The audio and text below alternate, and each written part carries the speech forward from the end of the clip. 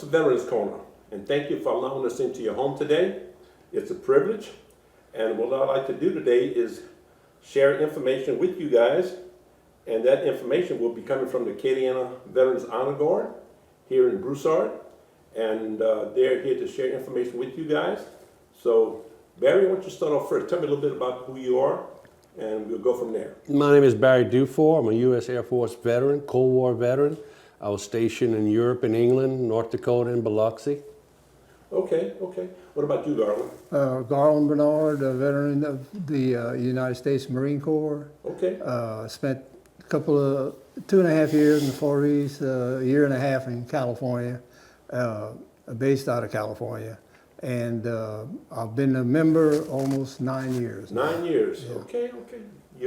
You're really a veteran, huh? A veteran of a veteran. Yes, yeah. Well, I tell you what, Barry, tell us a little bit about the Acadiana Veterans Honor Guard. Yes, sir. It was formed in 2014. I believe it's the spring. Some local veterans and retired military saw a need that wasn't being taken care of. Back then, when the veteran was being buried, the funeral home would call or contact the military, and they might send 2 to 3 people, which is fine. Mm-hmm. But they still weren't getting the rifle salutes and everything else. So these 4, I think it was 4, started the Acadiana Veterans Honor Guard, and now we have 30 members, 21 active. I started late spring of 2014 with the organization, and we provide free military funerals for honorably discharged veterans within 45 miles of Lafayette. We also do Memorial Day, Flag Day events, Veterans Day events. We also partner with hospice. We pin veterans in their care, end-of-life care. We have a couple of guys who are trained. They'll go there and they'll pin them and they'll talk to their family and they make blankets for them and everything. So we give back to our veterans and their families, and they appreciate it. I can understand that very well. What about you, Garland? I understand you just became the head officer with the Honor Guard. Yeah, the membership, right. Well, Barry's been carrying 2 loads. He's been doing both of them as vice commander and membership chairman. So now I've newly been elected membership chairman. So I hope to do the same job that he's doing because he does a lot of media publicity for the Honor Guard. And so I'll follow in his footsteps. Okay, so what, besides doing that, do you have a major agenda maybe for yourself that you're trying to achieve with the Guard? Well, with the Guard, I find that it's satisfying in that we honor the deceased veterans, which give a lot. They're the ones that keep the country going as far as safety. I'm going to try to get as much media attention as we can through different media outlets. That'll be my job. Yeah. Well, I understand that too, because I know as far as getting in the media side, you need to be on radio, television, yes. internet. Yes. Know? So do you have someone that's internet savvy? Oh yeah, we have a technical officer per Okay. se. We have a web page and a Facebook page, and the technical officer takes care of that side. Adding stuff to our Facebook, our web page. They can go on the web page and they can see all kind of stuff. And our Facebook page shows videos of us firing, folding, and there's contact information. If anybody wants to join, call us, contact us, email us. We'll talk to you. Also, like with you, Garland, in trying to make an impact in the veteran community, okay, when you reach out to the veteran family when they pass away, how do you guys approach them and make them feel safe to know that their loved one is being taken care of? Well, Barry has more knowledge about that than I do, but trying to follow in his footsteps. Barry. Most of the funeral directors know about us now. We've been active since 2014, and they usually ask the deceased's family, is the deceased a veteran? And would they or the family like military honors. And if they say yes, they have a contact list of the different branches, or sometimes the family just wants us there, which means we'll go fire, fold, present, play taps. And if the military is there, active military, we assist them. They take over and we help them. And most of the time we'll fire because they don't bring rifles.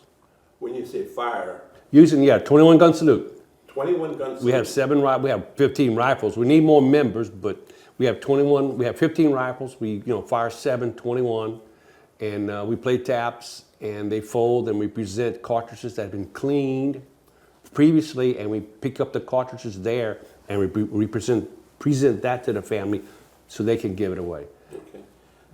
I'm sure you give the flag to the family as well. Yes, the folded flag is on the casket. It might be pre-folded. We unfold and fold again. If it's not folded, we'll fold it, and the commander will give it to the family, or if the military is there, their representative will give it to the family. Okay, that's something that we should know about. Oh, yes. Is there anything else besides that you guys get involved in with the family? Because sometimes just having them to talk about it, do you act like a counselor sometimes, sitting there and saying, listening to what they're saying? Oh, yes. Making them feel good? Yes. After the procedure, I apologize. After we do everything, if they want to talk, we'll go talk to them. We have a chaplain there, and a chaplain will talk to them. If they want more information, we'll gladly tell them what they need to know. We know who to contact for benefits, and stuff like that. All they have to do is ask. All they got to do is ask, period. Yep. Do you guys get involved with veterans' family contacting you about benefits, maybe? No. No. We refer them back to the VA or to a VA rep if they want information concerning specific veterans benefits. Now, I'm 100% disabled, so I know what I'm allowed to have, and if I'll let them know that. But if normal stuff, we refer them back to the VA because they have to contact them anyway. Yeah. The reason I'm asking that is because there's also spouse benefit. Yes, I heard about. I just realized that. Yes. Because with the spouse benefit, you'd be surprised at how many spouses are not aware of the benefit, and that's leaving. I hate to say it, like they're leaving money on the table. I understand. Yes. Because they need help, and I'm hoping that we can go forward to continue helping the veterans and their families. Because it gets pretty tough sometimes, as we all know. We have obstacles above and beyond everybody else's problems. But that's in addition to what we deal on a daily basis. But with the spouse benefits, I think that's something that is very important. And a lot of spouses are not aware of that. Gotcha. Is there another program that maybe you guys would want to get involved with? Another organization to work with, pair with, to help veterans? Well, they can contact us, and we have a monthly meeting, and we'll talk about it. Members will talk about it. The officers will talk about it. If they're interested, we'll invite that organization to come talk to us, and we'll see what they want or represent, and then we'll talk about it and vote on it. If we can help them in any kind of way, we'll try, but we can't guarantee anything. Yeah, I know. But the thing is, though, there are a lot of organizations out there, veteran organizations, that I'm not even aware of. And I'm sorry to say that, but I think we need to get more involved with organizations that serve veterans. And it's pretty difficult to run across them because nobody knows about them. Right. I hate to say it like this. But whatever you guys can do to help those organizations, I'm sure they need to know that you are there to always be there to help them with their serving the veteran community.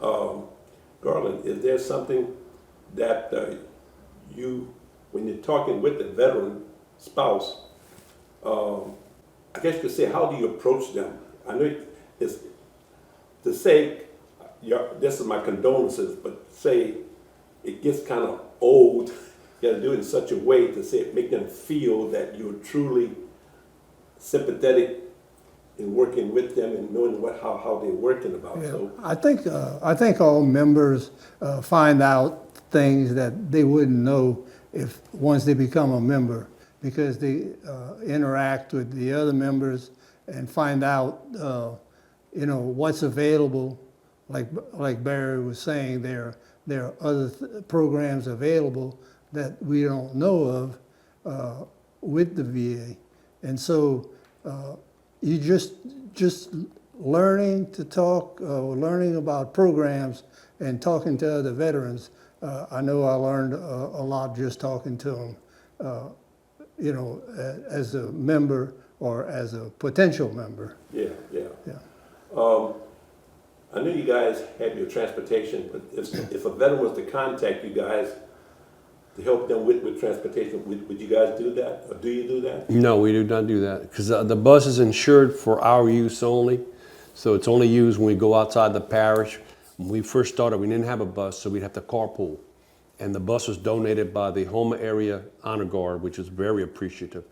And we keep it up, it's ours, and we use it when we go out of town. Instead of having 6 or 8 vehicles, we have a bus that carries 14 people and all our rifles and flags and everything. But that's about the extent of it. Okay. As far as the VA is concerned, do they get in contact with you as well? Because I know you got a lot of veterans. They know information. Do they contact you guys and let you guys know? Not to my knowledge, unless they contact the commander. But personally, I've been the adjutant and the membership chairman, and I've never received.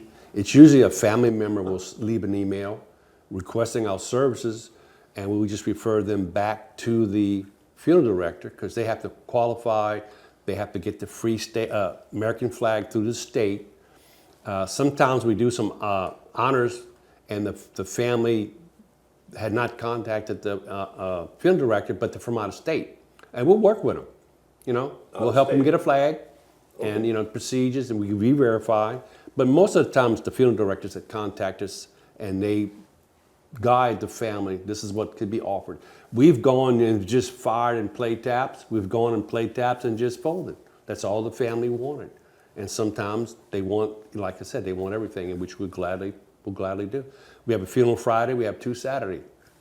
It comes and goes, but we'll make time for the families. Okay, so the members that you had that's active, you said about 21. 2021, yes. How much in advance do they need to know that they would be participating in this event? Well, that varies. There you talk about it varies. We'll get an email. The other commander, bless his heart, he had a word for it, and he'd send an email like in red. Look, tomorrow we have a funeral, whatever, blah, and it was like urgent. But that's because the funeral director just contacted us. But usually we get 2 to 3 days, sometimes a week, which is just as fine. But funerals are our number one thing we do. We do flag and everything else, but funerals are first. And if we get 2 a day, we can fit it in there some kind of way, we'll do 2 a day. Okay. Now, going back to the 21 gun salute, I'm sure you guys do not use live rounds. Oh, no. Bless his heart, no. Okay. Be kind of hectic. It would be, yes. I actually participated one time as one of the honor guards in shooting off, and those guns make a loud noise. Correct. It's M1 Garands, World War II, and they're on loan from the Army, and we have to keep them up, and we fire blanks. We have suppressors that allow the gases to eject, and the clip holds, I think, 8, and we'll shoot at least 2 funerals, and we'll reload. And we have free ammo, we just have to request it from the Army. Okay. Well, all I know is that you guys do some amazing stuff out there, and I'm hoping that Veterans Corner will be involved with you guys more in, I guess, letting the community know who you are every time we go on television or radio or whatever else, because the information and the services that you do for the veterans is really important. Outside of that, when you have a meeting, when you're holding a meeting rather, information that you're bringing to the table, how many veterans need to be there to make a decision? Because sometimes there's a forum or whatever. Yeah, quorum, yeah. We have an average of 17 to 21 at the meeting. Of course, we eat first. Okay, eat first, pizza, whatever. And we have our officers, and anybody can bring, there's old business and new business. So if there's nothing on new business, we ask, anybody's got any new business? Somebody can raise their hand and says, yes, I heard that we can get this. And he will talk about it, That's how we learn. Somebody in the audience, one of our members learned something today, and he'll tell us. You learn. I'll tell you what, how do you guys raise money for your organization? How do you have money coming into your organization? Through private donations or grants or?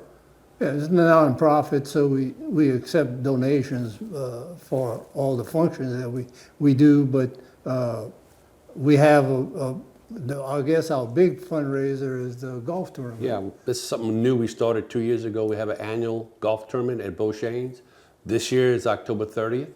I think it's $400 a team, but don't quote me. You look on the Facebook page or whatever. And that's how we raise money. And we get donations for the silent auction, and we get donations for we have raffles. We sell raffle tickets. And we have companies and organizations that come out and cook for the golfers. And our wives help with the silent auction, and everybody else is outside making sure everything is running. And that's how we raise money. So your main fundraiser is the golf? Yes, sir, it is. Okay. How do you think people feel? Well, I'm gonna put it like this. For myself, I'm going out there talking to veterans and everything, and to our friends and neighbors, and I'm surprised that a lot of people talk the talk, but don't walk it. I mean, to me, that's very discouraging. It is. Because for me, I'm trying to get something across, and you're looking at people saying yes in your face, saying, "Oh, we could do this and we could do that," and then once we leave, that's it. I find it very difficult and heartbreaking to know that they talk it, but they don't walk it. And it's finding those individual people is kind of tough. Because like with the programs that I'm doing with raising money for the Builders First Home for veterans, I'm just asking $5 a month. And people have difficulty with that. They talk it, but they don't, even for $5. You can't buy a hamburger for $5. Oh, that's true, true. But how do you feel about that whenever you're reaching out? What kind of response have you guys been getting? Well, we don't really ask for money from individuals. We take donations from the funeral if the families want to. It's not required. But like when we have our raffles, we'll contact businesses, and some are very receptive and some no, which it don't bother me. That's their company. I'm not going to talk bad about them. But, there's some companies that'll step up every year and they'll call us. Well, I'm not mentioning no names. No, God forbid, I don't want to get on my free press. But yeah, we have companies that actually help us. They're really very, very receptive. And I'll hit some and, no, thank you. Well, thank you for, I appreciate it. And that's all you can do is ask. Yeah. No, I understand that very well. As far as the Guard is concerned, the individuals that you have with you, I'm sure they're having. Do you guys assist them as well? I'm saying on a personal basis. Oh yes, we have some members who just had surgery, and we keep in contact with them. If they need to go somewhere, if they can't drive, if they don't have a spouse, we'll help them out. Yes, all I got to do is ask. All you got to do is just ask. Oh, yeah. How far are you willing to do that? Well, most of our members live in the parish. Okay. Except, I apologize, we have one from Borough Bridge and one from around Church Point. But most of them live in Karen Crow, so it's not that far. But yeah, if they need help, and if somebody can help, we'll find somebody to go pick them up or whatever they need. So you guys really do an all-around service, whatever you need to do. Right. If they ask you, then you know what you can and cannot do. Right. And I find that very interesting because a lot of times people don't know where to go or who to contact. That's why I'm asking what kind of response do you get or from the public about what you guys do. I'm just trying to make it known to the community, and hopefully that you guys will open the door to all kind of services. They just need to know what are you willing to do, because it sounds like if they call you, you would answer the call. You'll stand in the gap some kind of way to help a veteran. Yeah. You know, so. Well, yes, sir. Well, any kind of organization is going to have attrition rates, you know. But I think the secret of it is, I've seen it since I've been here, is if we can get them to the meetings, you know, have a bite to eat and mingle with the current members, that's a strong point that we need to carry. Okay. Are you guys getting more involved with the younger veterans?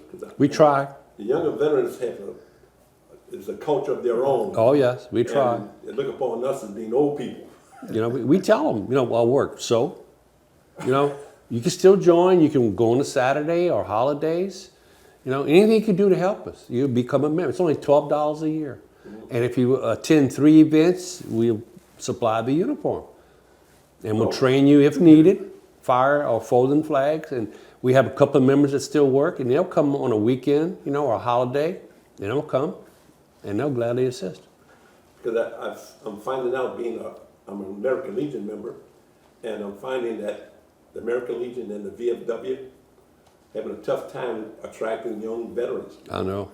And the biggest question is, what can you do for me? And they look upon us as being old people with old ideas rather than new ideas. Right. But I find that every generation makes the same mistakes that the previous generation done, and my children's generation will do, because they won't listen to us. And for young veterans, I'm hoping that they will open their minds to say, look at the American Legion, the VFW, as well as the Honor Guard. What can you give back? Like what John Kennedy said, don't ask your country what you can do. Your country can do for you. What about you can do for your country? Right. The same thing applies here. What can you do to be a part of the solution to make it easier for veterans? And in doing so, you also improve the community by helping everybody. This is like kind of wrapping things up. You want to kind of summarize what you think the community needs to know? Just summarize what. Well, like I said, we're formed to assist families with their deceased veterans, making sure they get the full military honors they rightly deserve. And we work through the funeral directors whenever possible, and all they have to do is call, you know. And we work with hospice, of course, and we do Flag and Memorial Day and Veterans Day and Reefs Across America. We go and we fire, you know, stuff like that. So we're here to help our veterans and their families, and all they got to do is call. If we can help, we'll try. Well, what I'd like to do as well, I'm sure you guys will supply me with pictures that I can also promote as well. And I'm hoping that more people will be open to listening to the Guard as well as the various organizations, because we all need help. Amen. It's about relationships between people. Because when everything is said and done, all you have is 2 people. Yeah. Either you have a good relation or you don't have one at all. Right. But I want to thank you guys for coming on board. It's our honor. And hopefully we can do this in the future again. And I'd like to join your organization as well, see what I can do there. So all I can say is, Acadiana, take care and God bless America.